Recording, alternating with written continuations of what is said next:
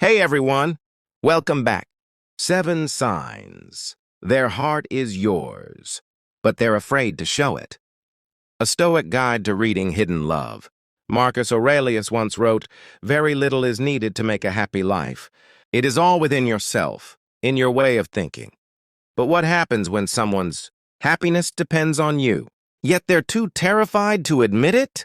Today, we're diving deep into the hidden psychology of love through the lens of ancient Stoic wisdom. I'm going to reveal 7 unmistakable signs that someone's heart belongs to you, even when fear keeps them silent. And here's what the ancient philosophers understood that we often miss. The strongest emotions are often the most carefully hidden ones. By the end of this video, you'll have the Stoic tools to read between the lines and understand what their heart is really saying. But first, let me tell you about Sarah and Marcus. Sarah worked at a bookstore in downtown Portland. Every Tuesday and Thursday, like clockwork, Marcus would walk in. He'd spend exactly 17 minutes browsing the philosophy section, buy a coffee, and leave with a polite nod. For 3 months, this dance continued. Sarah would find herself rearranging the Stoicism shelf on Monday nights, her heart racing every Tuesday morning. Marcus would rehearse conversations in his car but never speak beyond. "Thank you, and have a good day." What Sarah didn't know was that Marcus had been in love with her since day one. What Marcus didn't realize was that Sarah had been hoping he'd ask her out since week 2. Both were following what Epictetus called the discipline of desire, protecting themselves from potential rejection by hiding their true feelings. But, as we'll discover today, the heart has its own language, and Stoic wisdom can teach us to read it fluently. If this sounds familiar, hit that like button, and let's decode the mystery together. Introduction to Stoic psychology. Before we dive into the signs, we need to understand something the Stoics knew better than anyone. Humans are simultaneously the most logical and most emotional creatures on earth. Seneca wrote, "Every new thing excites the mind, but a mind that seeks excellence knows how to temper excitement with wisdom." When someone falls in love, their mind becomes a battlefield between excitement and self-protection. The Stoics identified 3 core human drives that create this internal conflict. First, the drive for connection. We're hardwired to seek meaningful relationships, but second, the drive for self-preservation. We're equally programmed to avoid emotional pain. Third, the drive for virtue. We want to act with integrity, but fear can make us act against our own values. When someone's heart is yours, but they're afraid to show it, you're witnessing this ancient struggle in real time. They want to connect, but fear overrides action. They want to be authentic, but self-preservation wins. The beautiful thing is, the Stoics gave us a roadmap to navigate this. They understood that while we can't control others' actions, we can learn to read the subtle signs of their inner world. And that's exactly what we're going to do today. Sign 1, the paradox of proximity. Sign number 1, the paradox of proximity. This is when someone simultaneously seeks to be near you while maintaining careful distance. Let me tell you about James and Elena.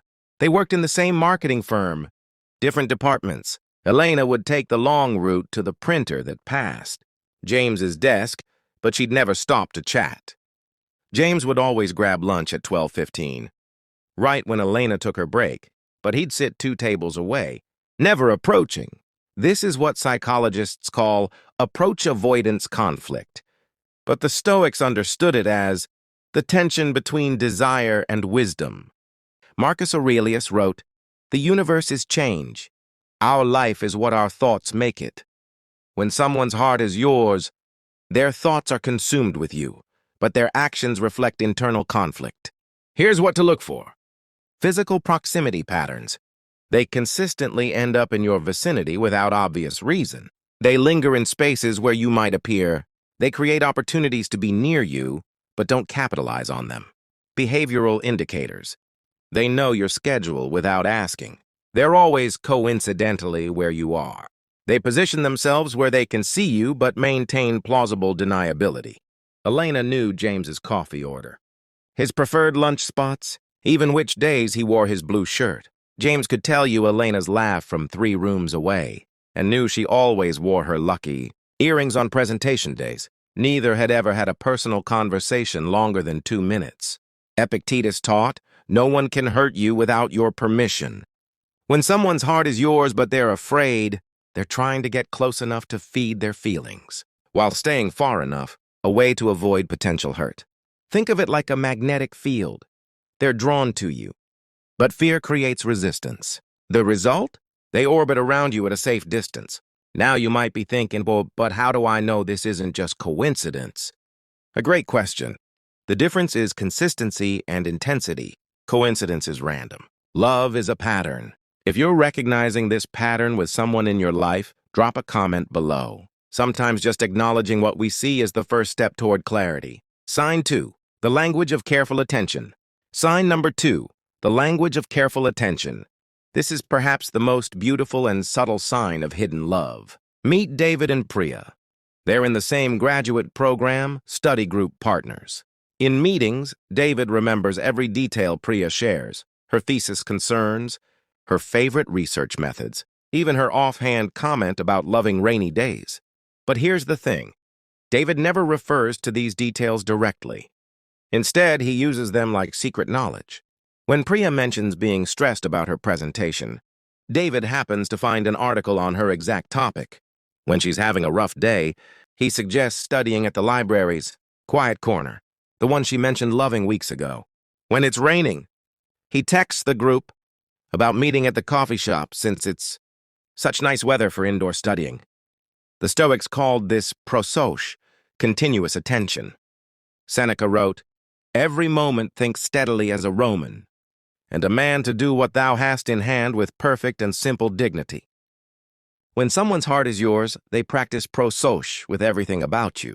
They pay attention not because they have to, but because they can't help themselves. Here's what this looks like in practice. Memory patterns. They remember details you've forgotten mentioning.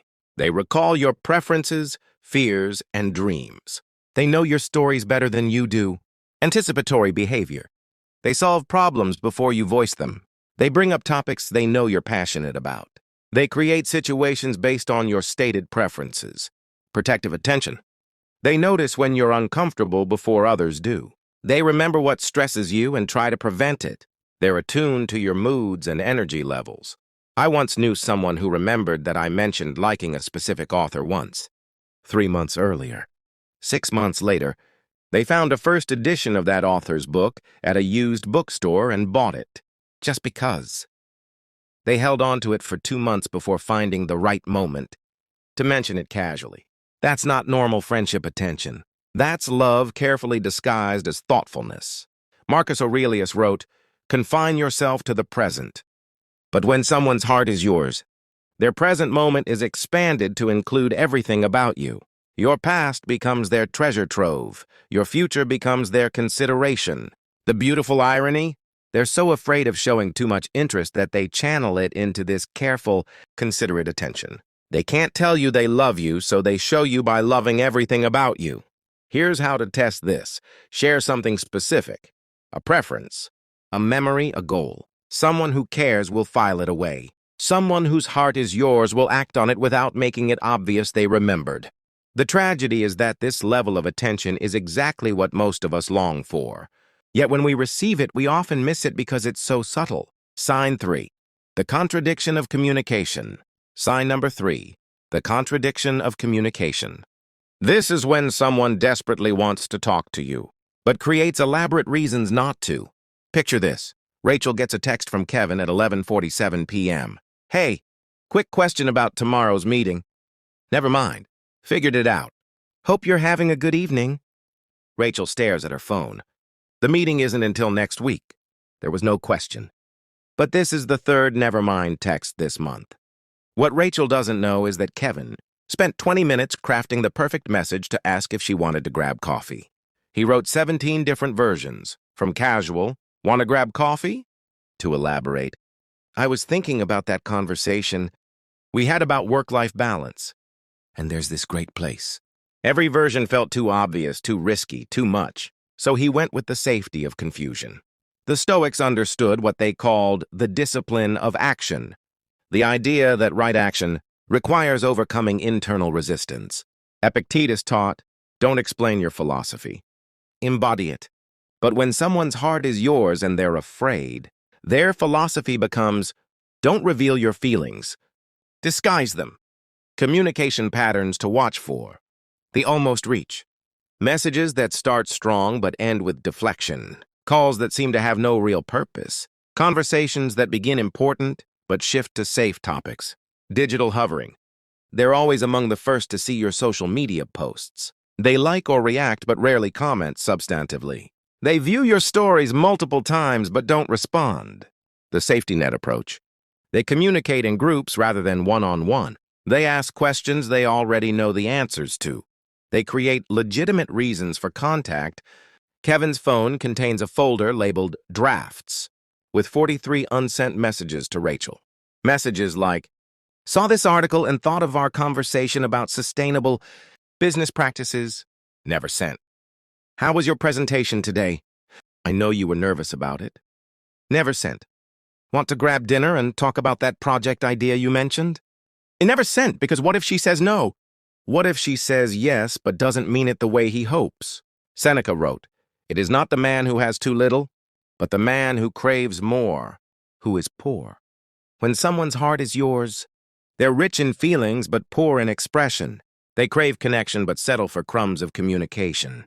This creates a fascinating paradox. The more they want to communicate, the less they actually do. The stakes feel too high for authenticity, so they choose the safety of surface-level interaction. Here's how to spot this pattern. Count the ratio of initiated conversations to their depth. Notice if they seem to know more about your life than your conversations would suggest. Pay attention to the timing of their messages. Do they reach out during vulnerable hours? Watch for the almost said something energy in your interactions. Think about your own communication patterns. We've all been the person typing and deleting, calling and hanging up before it rings, hovering over the send button with our hearts racing. The difference between casual interest and hidden love. Casual interest doesn't create internal drama. Hidden love turns every message into a production, every call into a risk assessment. And speaking of risk assessment, our next sign reveals how deeply this internal conflict affects their behavior. Sign 4. The protective instinct disguised. Sign number 4. The protective instinct disguised. When someone's heart is yours, they become your unofficial guardian angel, but they disguise it as casual concern. Lisa works late at the office. At 8:30 p.m., she gets a text from Tom, her colleague. Hey, saw your car still in the parking lot. I'm grabbing food from that Thai place nearby. Want me to bring you something? Sweet gesture, right? Except Tom left the office at 6 p.m. He drove back specifically to check if she was still there. He's been doing this for 3 months, but he's never mentioned it. Tom tells himself he's just being friendly. But the truth? The thought of Lisa working alone in an empty building keeps him awake. He can't ask her to be careful. That would be overstepping. He can't offer to stay late with her. That would be obvious. So he becomes her secret protector. Marcus Aurelius wrote, we were born to work together like feet, hands and eyes like the 2 rows of teeth, upper and lower. The Stoics believed in interconnectedness, but they also taught that virtue must be freely chosen, not imposed. When someone's heart is yours, their protective instinct battles with their respect for your autonomy. The result? Protection disguised as coincidence. How this protective instinct manifests? Physical safety awareness. They happen to be available when you're in potentially unsafe situations. They know your schedule well enough to worry appropriately. They create reasons to check on you without being obvious. Emotional protection. They redirect conversations away from topics that might hurt you. They remember what upsets you and try to prevent those situations. They defend you in your absence without telling you about it. Professional social buffering. They volunteer for projects that might be stressful for you. They position themselves as intermediaries when they sense conflict. They gather information that might be useful for your success. Remember Tom and Lisa? Here's what Lisa doesn't know. Tom has memorized her usual departure time and worries when she deviates. He's learned her coffee order and keeps backup. Snacks in his desk for her stressful days. When their demanding boss scheduled a harsh performance review for Lisa, Tom spent his weekend researching company policies to help her prepare. But he sent the information through their mutual friend Sarah, so it wouldn't seem too obvious. The Stoic paradox of care. Epictetus taught, don't demand that things happen as you wish. They happen as they happen. But when someone's heart is yours, your well-being becomes the one thing they struggle to remain philosophical about. They want to control outcomes that affect you, but they know they shouldn't. So they compromise, they influence what they can while maintaining plausible deniability. Here's how to identify disguised protection. They seem unusually aware of your risks and challenges. They offer help before you ask, but frame it as convenience or coincidence. They remember details about your stressors and try to address them indirectly. They have strong opinions about people who treat you poorly. This behavior stems from what the Stoics called preferred indifference. Things we care about but can't fully control. Your safety and happiness become their preferred. Indifferent. They care deeply, but can't act directly without revealing too much. The beautiful tragedy? This level of thoughtful protection is exactly what deep partnership looks like. But it's happening in secret, in the shadows of what could be. If someone has been your invisible protector, take a moment to acknowledge that gift, even if only to yourself. Recognition is the first step toward understanding. Sign 5, the mirror of emotions. Sign number 5, the mirror of emotions. When someone's heart is yours, they become an emotional barometer for your inner world. Often without realizing it, Jessica walks into the weekly team meeting visibly stressed. She had a fight with her roommate, traffic was horrible, and she spilled coffee on her presentation notes. She tries to hide it, puts on her professional face, but across the table, Mark's mood shifts. He doesn't know why he suddenly feels tense. The meeting agenda looks fine.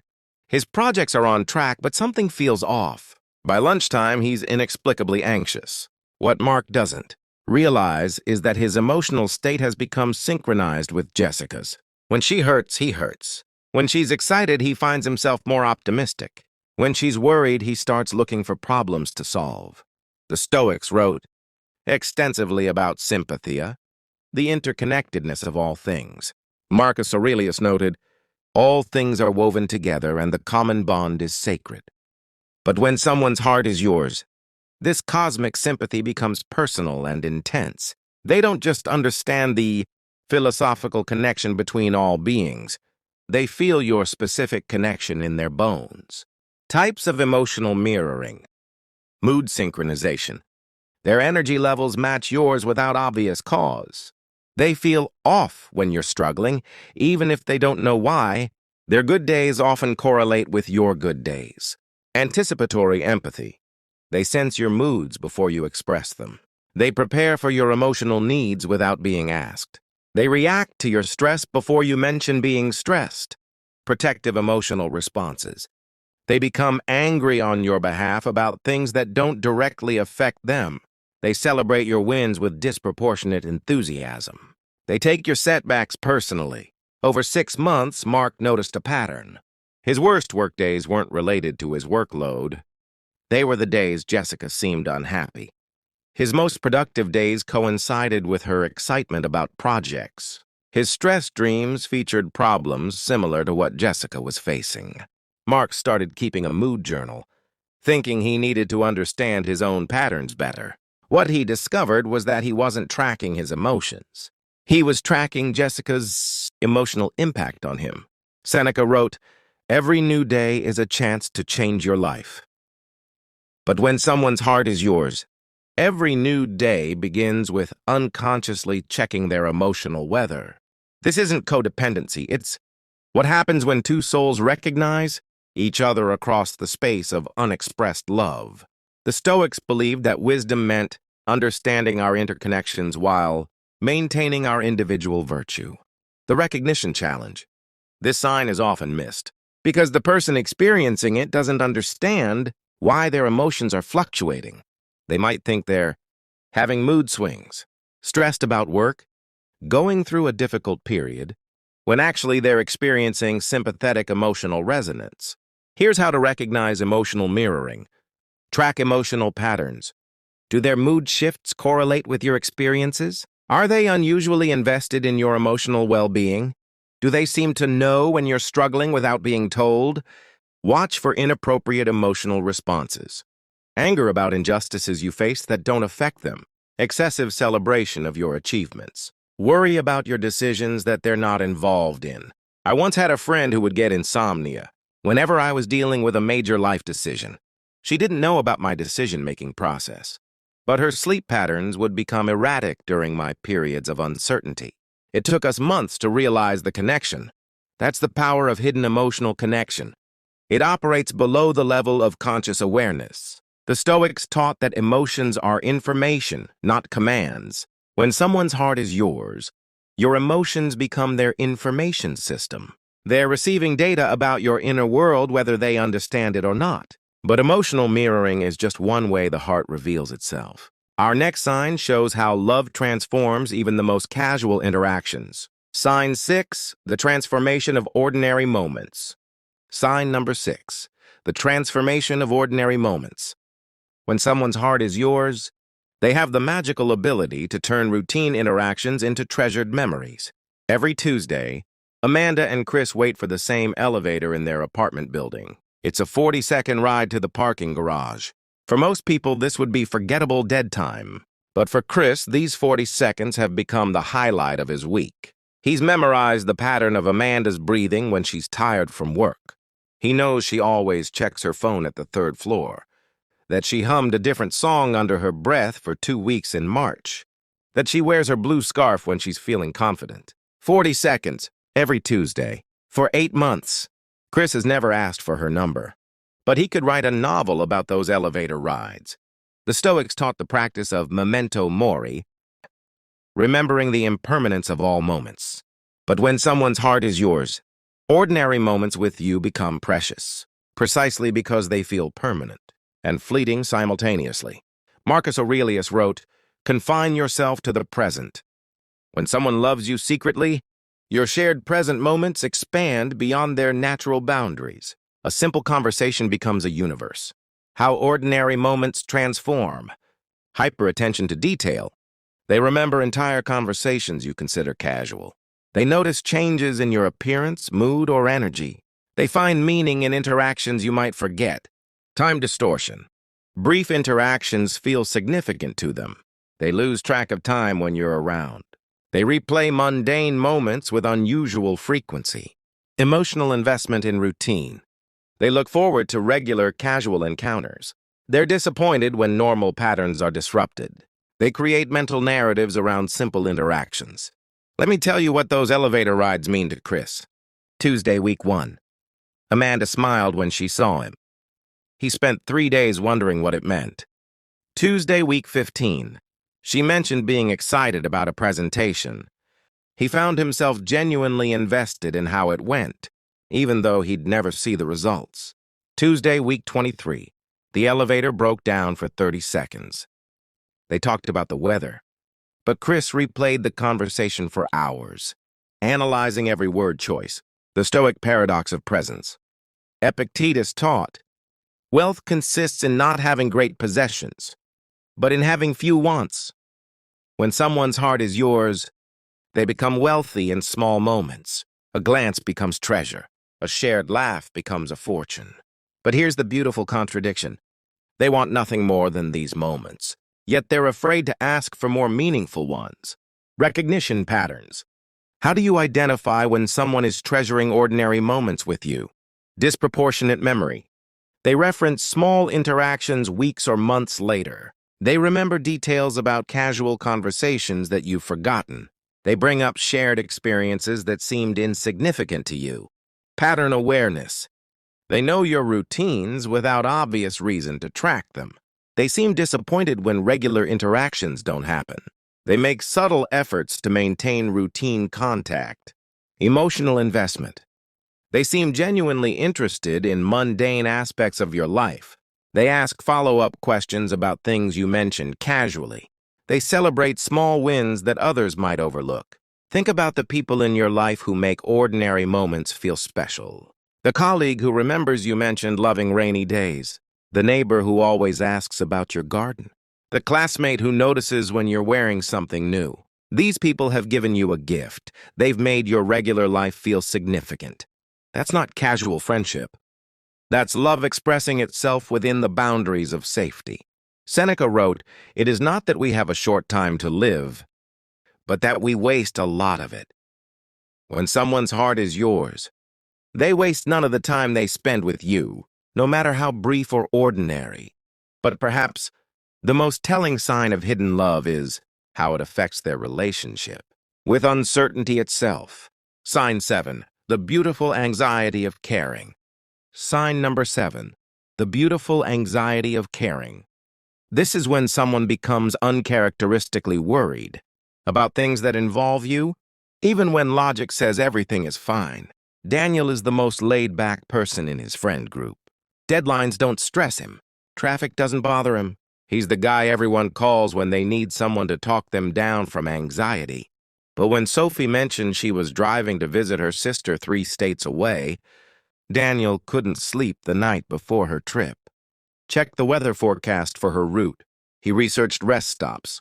He found himself calculating drive times and wondering if her car was reliable enough for the journey.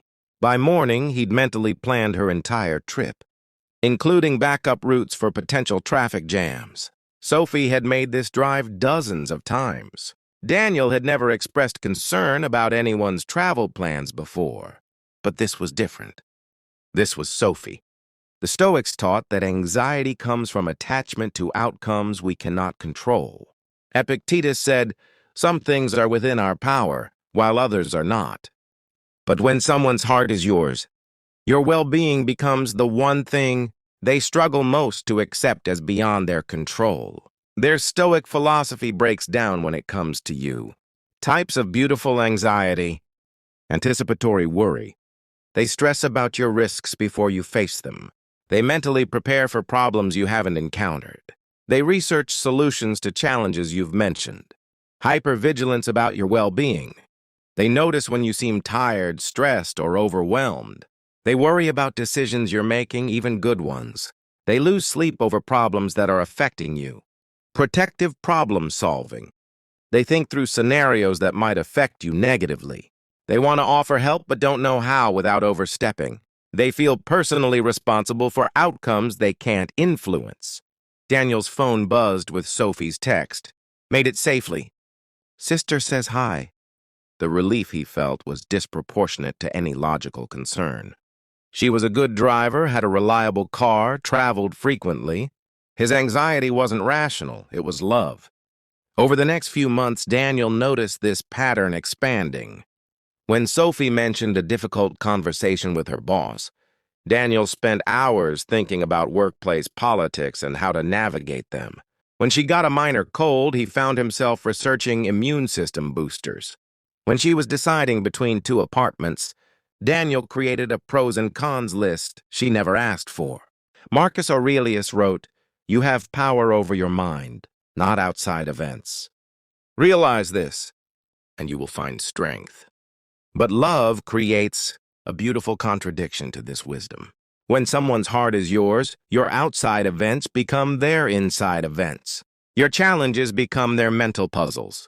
Your risks become their worries. The philosophy of caring. This isn't possessiveness or control. It's what happens when someone's happiness becomes genuinely tied to yours. The Stoics would call this a preferred indifferent, taken to its logical extreme. They prefer your well-being above almost everything else, but they can't control it. The result? Beautiful, caring anxiety that they often don't understand themselves. How to identify beautiful anxiety? Disproportionate concern. They worry about your risks more than you do. They ask follow-up questions about challenges you've mentioned. They remember potential problems you've forgotten about. Research and preparation. They know more about your situations than they need to. They offer surprisingly detailed advice or resources. They've clearly thought through scenarios involving you. Emotional investment in outcomes. Your successes and failures affect their mood significantly. They seem more nervous about your big moments than you are. They check in during times they know are important to you. I once mentioned to a friend that I was considering a career change. Over the next month, she sent me articles about the industry, connected me with people in her network, and even attended a professional development workshop that she thought might be relevant to share insights with me. I hadn't asked for help. She wasn't in the same field. But my potential career happiness had become her project, her source of beautiful anxiety. Seneca wrote, "The willing destiny guides them. The unwilling destiny drags them." When someone's heart is yours, they become willing participants in your destiny, even when they're afraid to admit their investment. This beautiful anxiety is love in its purest form, caring so deeply about someone's well-being that your own peace becomes secondary to their happiness. Synthesis, the Stoic approach to recognition. Now that we've explored all 7 signs, let's synthesize this through the Stoic lens of wisdom and practical action. The Stoic recognition framework. First, observe without attachment. Marcus Aurelius taught, "The universe is change. Our life is what our thoughts make it." When you recognize these signs in someone, your first response should be observation, not reaction. Ask yourself, am I seeing patterns or projecting desires? Are these behaviors consistent over time? What would a neutral observer notice? Second, understand the internal conflict. Remember that someone showing these signs is experiencing the fundamental Stoic tension between desire and wisdom, between wanting connection and fearing vulnerability. Epictetus taught, "No one can hurt you without your permission." They're trying to love you without giving you permission to hurt them. This creates the beautiful, complex behaviors we've discussed. Third, practice compassionate patience. Seneca wrote, "Every new thing excites the mind, but a mind that seeks excellence knows how to temper excitement with wisdom."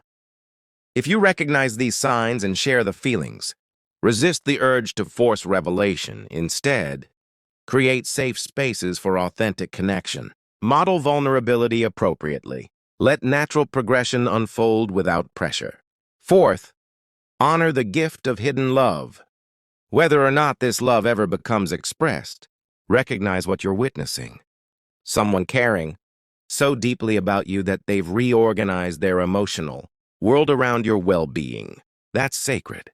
That deserves respect regardless of outcome. Returning to Sarah and Marcus. Remember Sarah and Marcus from our opening story? Let me tell you how their story ended.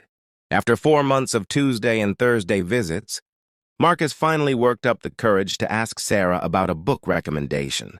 Not for himself, for his sister's birthday gift.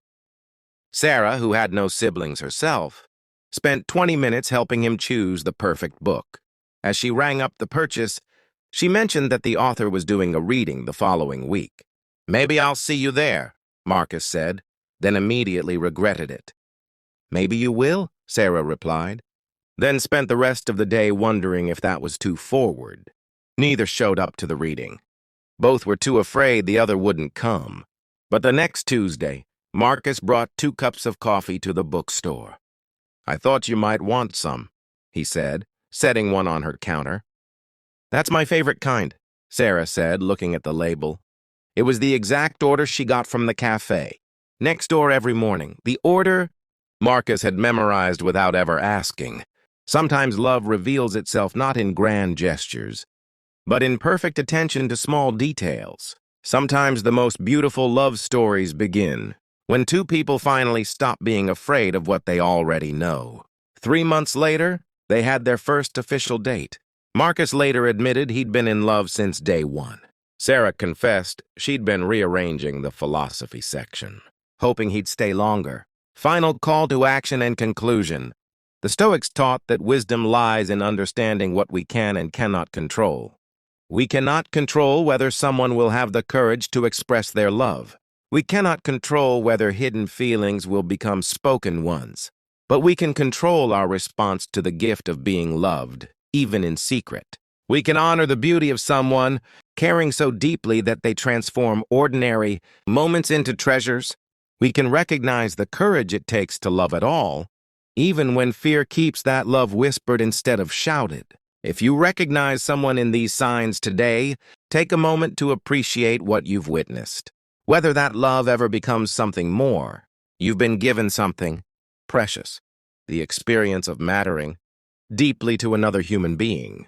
And if you recognized yourself in these behaviors, perhaps it's time to ask whether the risk of vulnerability might be worth the possibility of connection.